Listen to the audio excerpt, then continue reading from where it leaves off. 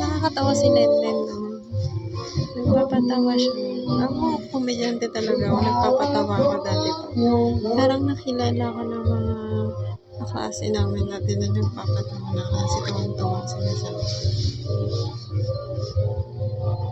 ng mga huling quarter niya. Pero ngayon, parang siya yung nagiging komedyante. Pero komedyante pa rin naman ako hanggang ngayon. May sumasakit lang ng konti. Ganyan. Ano nang update? Frenny, mga Frenny. Excited na ako. Siguro, medyo malapit to sa bito ko. Baka malads ako. Oh my God! Malapit sa bito ka. Anyway, pag-pray niyo ako na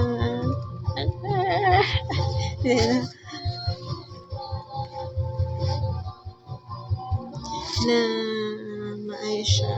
Kasi, kailangan makita pa yung mini-me ko. Paano ba yun?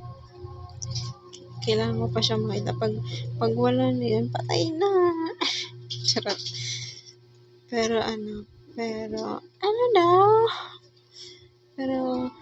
umaasa pa rin ako. Let's hope and pray, okay? May patayin ba to? See you. Bye-bye.